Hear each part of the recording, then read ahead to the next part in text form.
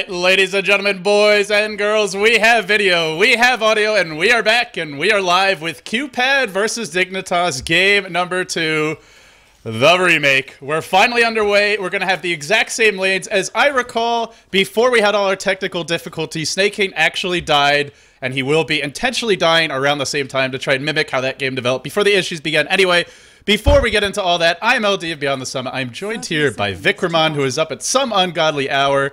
Vikramond, Vic, thanks for joining me. Sure thing, LD. I'm only too happy to see this game. I mean, it's a high-stakes game, honestly. Dignitas, they start a game up, and if you win this series, you're essentially not home free, but you have a much easier time from the tournament here on in.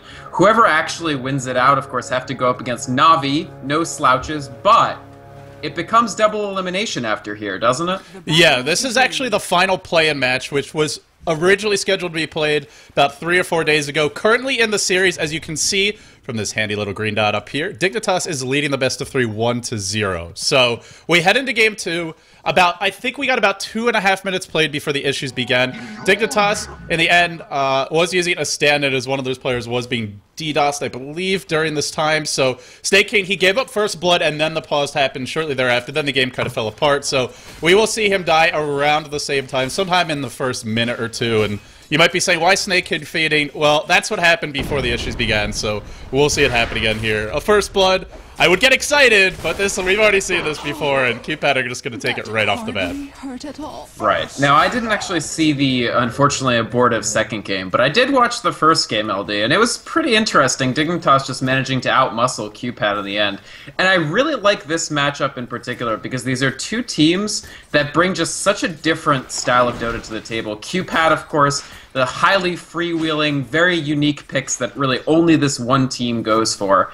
And the other thing, of course, is that they always go on the offensive. They want to win the game outright, sort of play very aggressively with Sing Sing, with Select. Dignitas, meanwhile, they're much more of a team that likes to sort of hunker down and grind out an advantage. So it's just two incredibly different styles that we're going to see at play. You mentioned two different styles, and I realized that we failed to properly introduce the players as we've kind of been thrown into this one at the last moment, starting after the AP remake. So quickly, let's introduce them. Oh man, a legend. Well, at least an old school player from Dota 2. And from Dota 1 as well. We have Sexy Bambo standing in, playing that Clockwork. Solo mid for Dignitas. We'll have Snake King handling the Queen of Pain. Over in the jungle will be Solus, another stand-in, handling that Nature's Prophet. Over towards the bottom lane, way too sexy on the Rubik, and last but not least, it is Universe. So they are playing the Gyrocopters. They are missing Owie 2000 as well as Fogged. As a result, we're seeing some very different roles for them. The good news is, Snake King mid lane in a bit of a pickle here. Barely gonna blink away. Does survive. Here goes the turnaround from Solus. Wants to pick up Jerax. He will do so. No, denied by Waga. What a deny. What a play by Waga. So some wasted time from Solus in the end. They don't get the kill on Snake King, though, and they do still... well, they send that Leshrac back to base, which means Snake King can be a little more aggressive, but who do we have on QPad before the next kills happen? I'll try to get it in quickly, because we may actually have a kill again pretty soon. Oh no, Snake King in big trouble here. He has no blink. He'll go down again. He blinked forward to harass Waga. Okay, now we have a moment. Right. Who do we got? Alright, so the man responsible for that excellent solo kill on Snake King right there is Jerax for QPad. He's playing up on this Leshrac in a dual mid role with their standard carry player Wagamama. Then, in the bottom lane, we do have Select playing his typical solo Magnus role. And then in the top, Mini farming that jungle up on the Chen and Sing Sing on... this is actually a first, I think, for QPad, running the Lifestealer on Sing Sing rather than Wagamama, but that is what he's going to pilot. Yeah, they actually did run Sing Sing as a side lane solo in one of the other... in game 1 of this series. That game went off without a hitch, by the way. Oh, mid lane. Once again with Jerax, with the Split Earth, but there won't be a follow-up stun in time from Waga, so he will get away. But to go back to what you were talking about, they have, at least in game 1, they were experimenting a bit with the roles, and before the remake, it was the same lane, so seems like depending... Oh, man, again onto Snake. Are they gonna get him this time? Yes, they are. This double stun combo is doing work, and Snake King not having fun. The crazy thing to me, LD, is that Jerax is setting these up. It's not the solo target stun setting up for the Leshrac. It's actually the excellent split Earth aim that's setting up for the Dragon Knight stun. So somewhat counterintuitive, but just absolutely excellent play from Jerax as a support here. As far as Sing Sing goes, one of the things I like about QPad is they are one of those teams that have semi-fluid roles. So we've seen Select go in the mid and Sing Sing solo safe, Sing Sing solo hard, Waga solo safe. They really rotate these guys around in the 1 to 3 roles. Usually Wagamama's on the hardest farmer, but not always even. Yeah, they are pretty fluid with the rolls. I mean, I would say much less so than a team like Dignitas, but here we're going to see a smoke gank top. Jerax, he picked up that double damager, and he used the bottle of his Dragon Knight, I do believe. Yes, he did. And now Sexy Bambo, in a world of trouble, tries to cog his way out.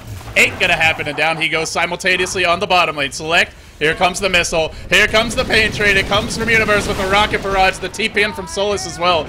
In the wrong place, it seems he will juke the split earth very nicely. No, but double damage Jerax. Doing work. Does he have another split earth in him? Does he need it? Mega kill. Double kill. We're 5 minutes in. This support dual lane mid Shrek is just running a train right over Dignitas. 2 stand-ins or not. He is playing. I mean, I would always say Arsart is the best Shrek I've ever seen on support. Jerax making a strong case that he is equally capable. Jerax is out of his mind on Leshrac in this game, LD, and this is actually a hero that they've only started deploying very recently, I think in the last week to week and a half or so. Before that, they really didn't favor the Leshrac. They went for things like Lina, Lion, much more for that extra damage output. But Jerax is just milking this hero for all he's worth here. This is an astonishing game. I feel like QPad thought that they let the last game get away from them and didn't get a big enough advantage early on. Oh my god. Again on Snake King, again with the stuns, way too sexy. Was waiting here. He was hiding in the trees to help counter-initiate. But in the end, he was just a few steps too far away, and really, what could he do? He's not a Shadow Demon. He can try for a lift, but he can't disrupt. He doesn't have boots. Another kill for this combo. And it's really just become the Jerax show, who is now, what is it, 6-1-1. Count him and weep if you're Dignitas. He's the highest gold per minute person on this map. He's actually ahead of Sing Sing. Okay, now he's not, but he's keeping pace with Sing Sing's complete free farm top lane. I mean, a lot of times, LD, you see these sorts of teams with 2 aggressive supports that roam early. They don't even need mini. He can just sort of quietly farm away for that mechanism because Jerax is doing the work of about 3.5 supports this game. And it's been a little while, but as I recall, mid lane, looks like Waga, just a little pressure onto him, but really it's a Rubik with no boots. What is he going to do? So, while we have a moment, in game 1, they actually ran more of an aggressive dual roam combo, kind of LGDN style, really try to force the issue with the Chen. This time around, completely different. Mini's been sitting back and farming. He's already 5 at 6.5 minutes in, like you said. It's a style of play that gives you more options. If you don't have a good start, well, you're going to have a good start because of the creeps. And then if you go for some ganks, they don't work, no problem. Again, they'll go again. On to Snake King. The stun is here. Jerax has arrived. Centaurs to follow up. And Snake King from full health to none with 3 heroes there. But what can they do? An army of Centaurs descend upon the middle lane. And another kill on Snake King. This is an aggressive player, Vic. This is a player who's known for trying to force the issue. And sometimes it looks awesome, sometimes not so much. Right now, they've got his number. Now Jerax will go down. Universe baited him out, waited on the high ground, and picked him off, but yikes. Snake King is such a snowball player, but this is one of the few games where I'm seeing him snowball the wrong direction. Absolutely. Yikes is right, LD. And I actually really like this approach that QPandas took because they know that Snake King was added to the Dignitas roster as a big mid playmaker. What he really added to Dignitas was that sort of killer instinct that I feel like they were lacking even with their good performance before. So QPad's logic here is we get the dual mid and we get very good execution for our support. Oh, Snake King, is he really going to die to a Chen solo? No mana for the secondary stun. I was wondering where it went, but Snake King in the end will barely escape, and Mini going for some big plays of his own, but will end up giving away a kill. More importantly, giving away his huge army of creeps.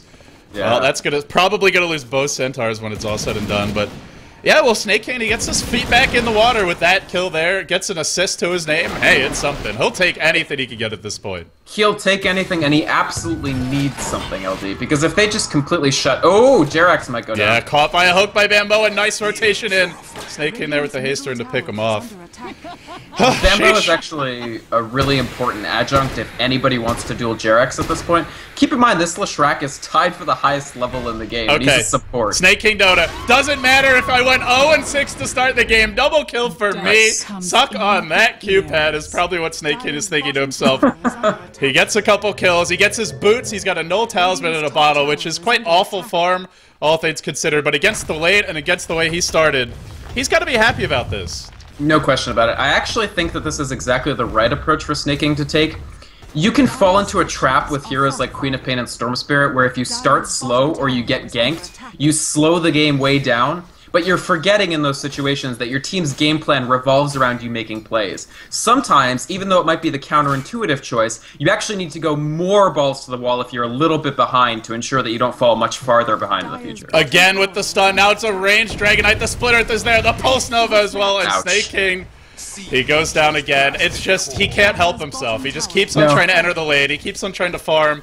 And the problem for him is, what can you do? Because if you don't enter the lane, then you're not accomplishing a whole lot. Right. There's nothing really to gank right now. Are you going to gank a Lifestealer as Queen of Pain? That ain't happening. Not without the rest of your team there. And, well, if you look at the bottom lane, Select is very, very far back, and you're diving a hero that has RP. You're diving a team that is Chen, who can Hand of God, and, well, actually Hand of God isn't up yet, but is off the map a bit, so could definitely be there. It's dangerous to get aggressive on the side lanes. That means what else can he do except farm? So you can sort of understand why Snake King keeps on dying. Way too sexy, by the way. Yep, top lane, gets open wounds, now gonna get clapped, stunned, and down he'll go. Smoke ganked by QPad to set that one up, so...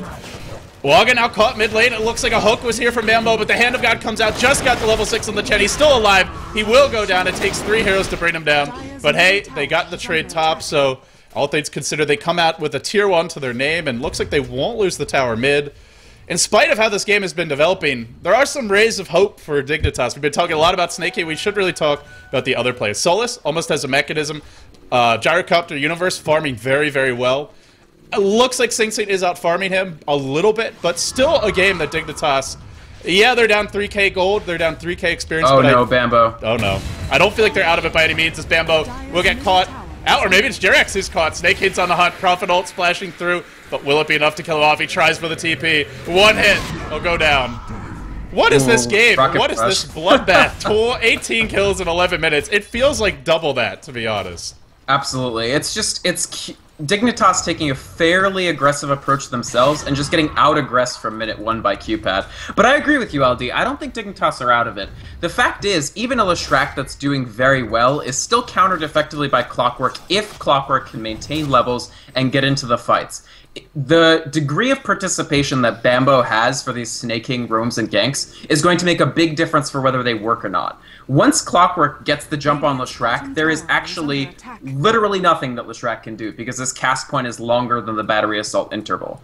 If they're able to take Jerax out of these fights, I feel like they've essentially equalized their position. The problem is right now, QPad have better rotation, better positioning, and fairly safe lanes for all of their core heroes. Yeah, and that's the thing is, you really want to gank this free farm Lifestealer who's sitting at 5,700 net worth, armlet phase boots. You want to do something about him soon, because if you don't, well, QPad, they get that tier 1 mid, they maybe get the tier 1 bottom, which they can certainly do with their lineup, which we never even got to analyze the draft or the picks, because we just sort of got thrown into this game. There was no draft. Yeah, well, it was an AP remake. There was a draft, but it's a bygone draft. Who knows what was banned? They have a really strong pushing lineup, and if they get these 2 outer towers, the tier 1 mid, the tier 1 bottom, guess what? They also have a great Roche lineup with Empower, with a lot of physical damage, and a Chen to tank it all, so... this could be scary for Dignitas, I feel, and even in the remake, apparently, there are still pauses, there are still spikes. Unfortunately, casting from a replay doesn't just... There is a TiVo, but it's going to be difficult for us to actually coordinate that up. Yeah. Well, it was a short one, at least, so... Oh, yeah. So, Roche, I feel like they could easily go for Roche. Get the tier 1, even if they just go for it now, I mean, it's a little dangerous to do it now, but if they could just take 1 or 2 fights, even just bull rush the tower... What does Dignitas really have for counter push? They have some decent abilities like the Clockwork Rockets, Gyro ult, yes, Prophet ult, yes, but a lot of these have long cooldowns, especially some of those ultimates. Prophet ult, Gyro ult, you use that once, well, then you don't have it for round 2, and it looks like QPad, they're going to try for a bit of a push mid. Absolutely. I do think they can Roshan, but they can't just do it outright. They have to do something like take a little bit more map control, put Dignitas severely on the defensive, and take Roshan that time. Because just in a vacuum, Dignitas has amazing Roche disruptability, just in terms of the Clockwork Gyro Queen of Pain core. That can really, really get into that pit and make your life hell. Something that QPad really only have a response to in the form of Magnus. So in order to Roche, top, they might catch out Universe. It'll be okay. Just open wounds, nothing to follow up. Go ahead. Right. So what I was saying is that as long as they generate enough space, they can take a Roche on, but their Roche speed will not be quite fast enough unless Dignitas are about half a map away.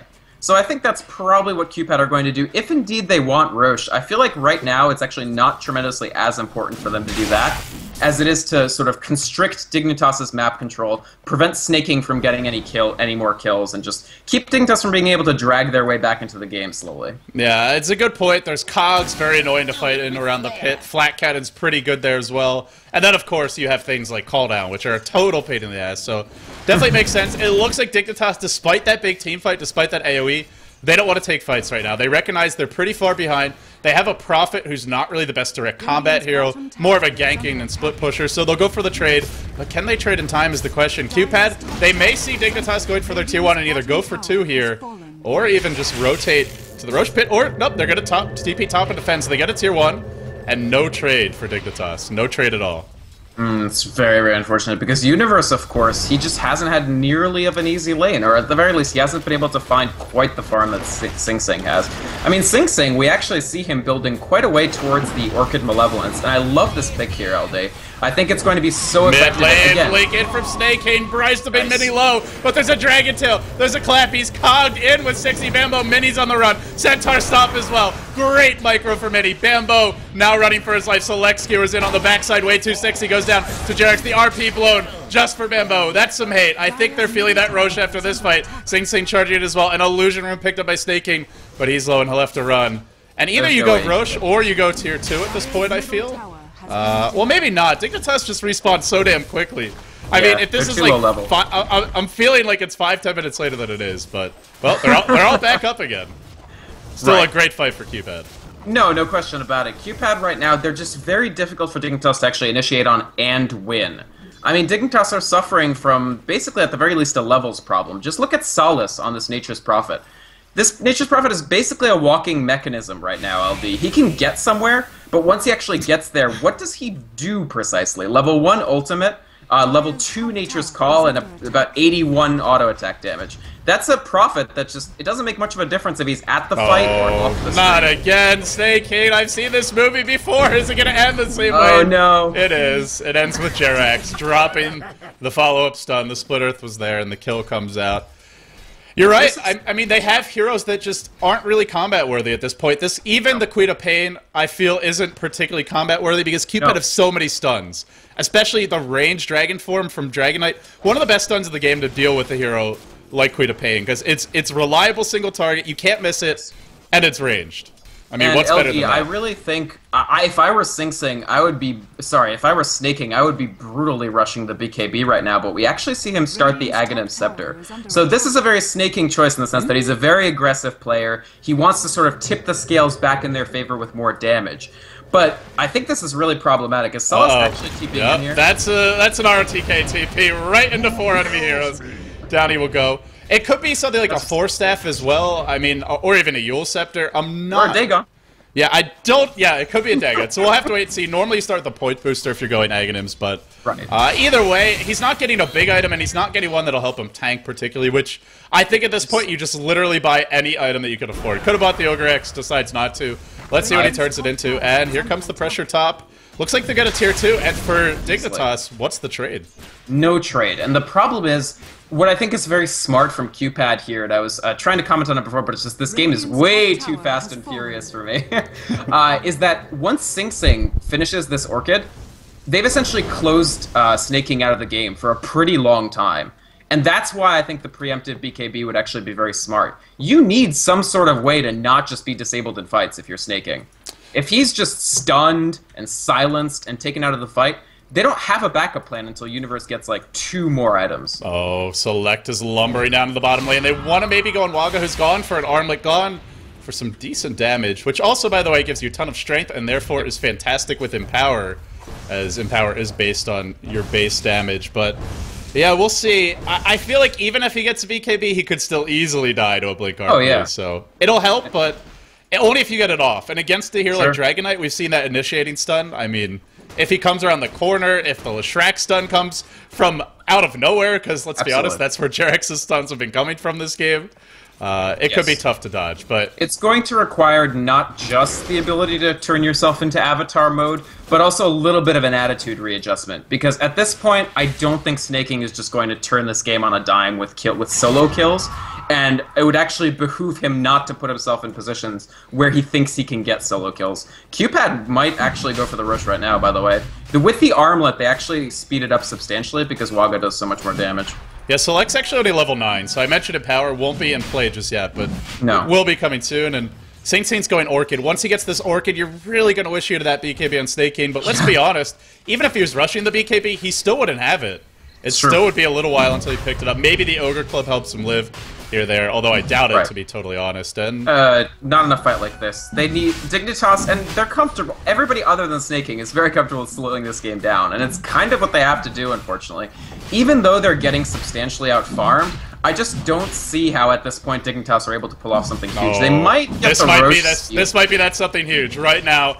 Right here, Mini, Snake King's in base, he'll throw out the ult, he blows him up in a matter of seconds, but the turnaround stun comes for Waga. Where's that RP? Oh, skewers and catches out too. Actually bounced into the cogs while doing so, but where's that follow-up damage? Jarek's on the backside, Sing late to this fight, and meanwhile, it's a bit of a cleanup party for Dignitas, isolating and picking heroes off one at a time. Sing, he'll join the fight after RP is blown, the Split Earth is there from Jarex. Cleans up one. Now Sing cogged in, but can they deal with this Lifestealer? Can they kill him off? Bambo on the run. The former teammate Sing brings him down. Bambo, why you feed? Sing says, why you feed? Snake King, he'll find a teleport scroll lingering on the ground. He'll pick that one up.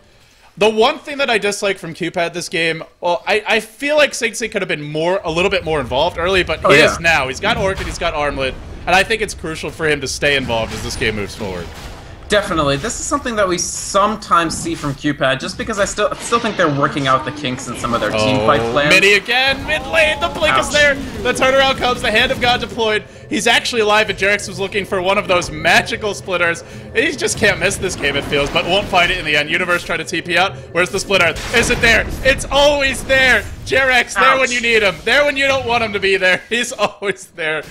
I feel like I'm watching one of those home alarm system commercials right now, because seriously, Jarex. I feel like he's scooting around in the wheelchair of Professor X from X-Men, and he's just like scooting to the source of a fight and just be like, ah, yes, you'll be at that position in 5 seconds. I'll just go ahead and split Earth there. Jesus, man, it's too much. I mean, players are streaky in competitive sports, right? You see a basketball player get hot, they keep on landing, you know, shot after shot, fadeaway jumpers, doesn't matter. Jarex is hot right now, and surprisingly for Leshrac, that's actually very important. He's firing them from like half court, LD, and he's sinking every last one. I mean, 10-5-5. He's been part of 15 of their 17 kills. Nobody else on the team has even been in more than 10. Meanwhile, he's everywhere. Meanwhile, a very sad Solus, I think, will he be able to TP away? He won't. Sensei picks him off. Yeah, you can't really ask for more. They have 18 kills. He's been in on, like you said, 15 of them. So, alright, so trying to sort of take stock of this game. And QPad leading by about 7.5k gold, about 5k, 6k experience. They have all of their outer towers aside from the tier 1 mid, the tier 1 bottom. So pretty solid map control. Somewhat decent aggressive wards. They have a strong pushing composition. They're getting their core items up. What's the next step? For QPad? Yeah, for QPad. I think at QPad, at this point, you can probably start pushing. I feel very, very comfortable doing this every time they have an RP cooldown.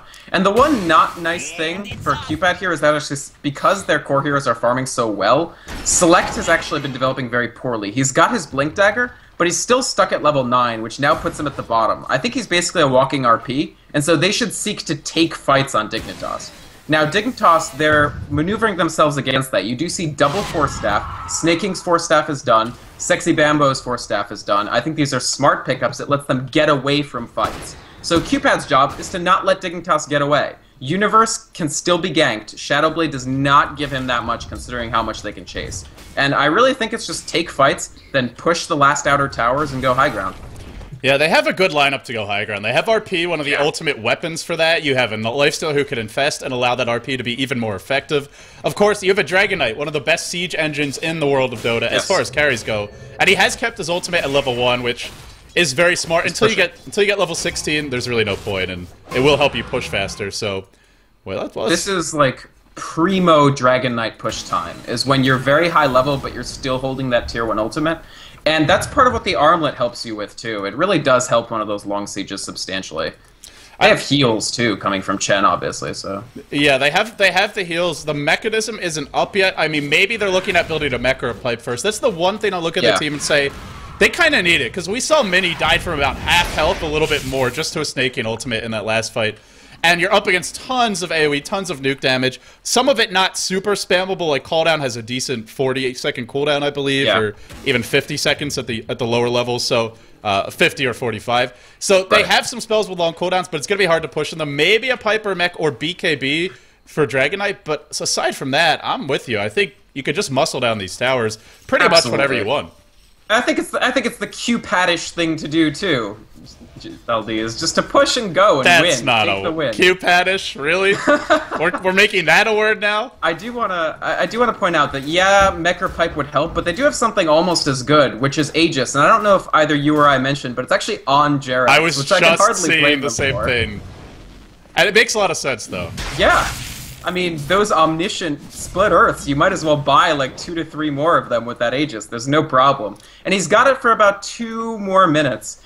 I like this, I do like the Sanjin Yasha, by the way. I think movement speed lifestealer is the new thing. And this will actually let him chase Queen of Pain even with Force Staff. It's only Cogs that's going to stop him.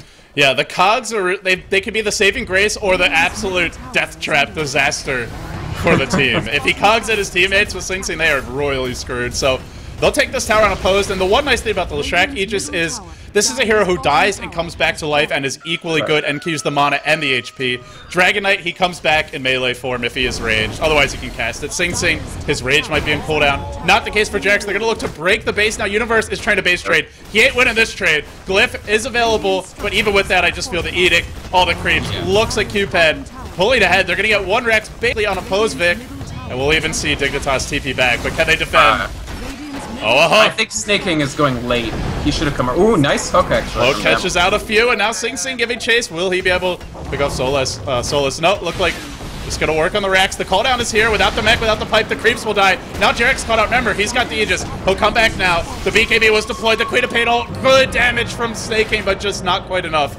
Q-Pad though will be forced back. A buyback from Sexy Bambo. They want to fight this, Vic. They want to take it in a blinket, and RP might prevent that fight from happening. Oh, the damage. Oh, the pain. It's too much. But they don't get the Rex. Dignitas do defend, but it comes at the cost of 4 buybacks. Can they even get any kills to make it worth it? Solus on the run. There's your Pulse Nova. Tries to TP out inside of the trees. Jarek's not today, sir. Down he will go. 4 step forward from Snaking. Now giving chase on the Wagamama. And will he be able to pick up this kill? There is some armlet toggling. It's hard to find the kills against that Dragon Knight. Will he toggle off? He's got to be careful about what he does it. No toggle for you, sir. No. They get another. And now the chase is on. They hook Sing Sing. He's got his armlet, but he's thrown up in the air. The Rocket Barrage flies forth. Down he will go. And Dignitas, let's not forget they blew like 4 buybacks there, but Aegis was expended. And they're not done yet. They want some more. Midi on the run. The send back to keep the Dragon Knight alive. It looks like Midi's going to fall. This fight just will not end. And when it's all said and done, the final hero to fall is Chen. Once they had those 4 buybacks, LD, they were essentially all in, just in terms of if those buybacks were just wasted, if QPad had gotten away, they'd have just dug themselves about a 7k gold hole, right? So they had to make it work, and I actually really like this from Dignitas. I feel that they suffer sometimes for maybe a lack of boldness, and that was definitely bold. They chased QPad all the way back to their tier 3, pick up a tower and 3 kills, and they trade off quite a bit of the gold and the XP that they actually lost with that fight. And they defend Raxus too, so still in it, but by a more and more frayed thread. I mean, that could have gone even if it had gone even a slight bit worse for Dignitas, we'd see them staring down the barrel of something really serious. They had to chase. I mean, you blow 4 buybacks, you can't just go and farm off of 4 buybacks. No. You have to chase. You have to force the issue. And at the end of the day, I mean, it's crazy, but I'm looking at the graph, and it seems like despite the quad buybacks, it is fairly early. The buybacks themselves aren't expensive. The big issue is if you buy back and you die again, and then you can't fight, and they're taking your racks, then you're really screwed. But for the moment, they came out ahead in terms of gold, as well as experience off of that. Aegis was used up. Right. They lost the Aegis, and of course it doesn't show... Like, buyback isn't negative gold earned, so it doesn't impute the cost of that. It's a little worse for Dignitas than it looks. But just if you look at the XP doesn't lie, and Dignitas actually, they're starting to equalize in terms of levels. In fact, Universe and Snaking are now ahead of Waga and Jerax. And that'll sort of let them not feel just so overwhelmed in fights. That's what happens when you're at a severe XP deficit, is that you just feel like you can't get anything done. Oh, Snaking spotted out, unfortunately, immediately with that Invisrune. Yeah. I think Jerax is sharing his Omniscience hacks with Mini here, because that was a preternatural Sentry Ward placement. Yeah, they do have an Observer Ward in the middle lane, so it looks like just saw him pop the Invis perhaps after the pre-play. And I was sort of listening to you and not really paying attention, to be totally honest. Sorry for lulling you there with my but soothing dulcet tones of Victor Mom. But at the end of the day, well, let's be honest. QPad hasn't gotten racks yet, and they're mostly building for mid-game. Items like Armlet, as well as Sandra Yasha, now a Gem up, a Drums, a Waga. They're not angling for big late-game damage. They're not building items that will carry them well into the late game. And if it goes late enough, a hero like Gyro can out-carry things like Lifestealer and Dragonite, especially if you get big cogs. If they catch these heroes in cogs, you aren't getting out of them. There's nothing you could do. By the time you eat your way out, you're probably dead if that Gyro has enough damage items. So I do feel Dignitas can take it late, but it's going to be hard. They have to get to late. They can take it late, although it's difficult. I mean, we just saw in this series most recently between Alliance and Dignitas at the, I'm losing it, but at the finals, DreamHack Invitational, that sometimes you get the Rapier and you still lose. Again with the hook, they catch out Sing Sing, but he just turns around and says, screw you, BMO, I want in. Universe, the BKB will wear off, and now the turnaround may come. The Split Earth will land. The Dragon Tail as well. He's on the run. Down will go. It's Jerax in the front lines. Man mode Leshrac. This support Leshrac can move. Now BMO, the cogs to fly, but caught in position, picked off, disconnect from Snake King. Not sure if that was internet issues or if he just felt this game was over, but it looks like QPad are taking a lane of racks, and with that, we may well be headed to a Game 3. I mean, can you blame him? That was a frustrating game to be Snaking Queen of Pain. Like, you know that sort of the plan of your team is counting on the fact that you'll... Not a rage quit, but the GG's come. Alright, yeah, we do have the GG's, and that makes perfect sense. Dignitas, obviously the buyback's still, I think, on cooldown mostly. Yeah, for about, oh man, half a minute.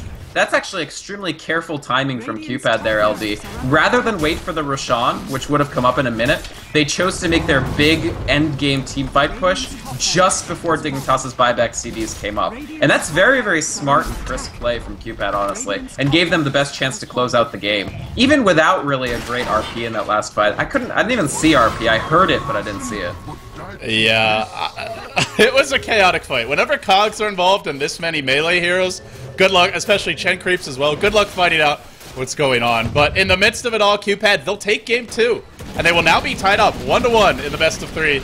This one, it felt like Dignitas might have just lost it at the 5-minute mark with the amount of aggression and success they had in the late stage. But bear in mind, Dignitas, this was a very frustrating day for the players, for the teams, of course. A lot of delays, a lot of remakes, a lot of pauses, and just internet issues. I know a lot of the players just kind of were, you know, frustrated with the connection issues, and you can't blame them for that. You just want to come out and play and not have to worry about all that crap. But the good news is, I believe they may get their other 2 players back for this Game 3, as this game was played in secret, the deciding Game 3. So presumably the DDoSers were not active, if indeed it was DDoS going on. But well, we'll see if those 2 players are back. I'm actually not sure. I'm just guessing, since the games were played offline. Do you know what day this was actually played out? These matches were actually played right after, so we were told basically to tell the viewers. Well, you'll see the replay ends here. But we were basically told to tell the viewers, hey guys, these games are not being played today. Go home. And then, well, the games were being played, but they weren't being broadcast. So Game 3 is coming up next, hopefully with the full Dignitas roster. But guys, this is the deciding Game 3. If QPad loses, they go home. If Dignitas loses, they go home. The winner, they make it into that double elimination bracket. They will play Na'Vi in the deciding Game 3, and we will have the broadcast of that game coming up for you right after these messages. You've been watching the G1 League, brought to you by Beyond the Summit. I'm LD, and he is Vikramond. If you enjoy his casting, be sure to follow him. A great up-and-coming caster, also doing a lot of fantastic work for the community. I know some preview articles for Team Liquid, and if you want to follow him, it's twitter.com/Vikramond, Vykromond. As for me, I'm LD. Stay tuned. Game 3 coming up after this.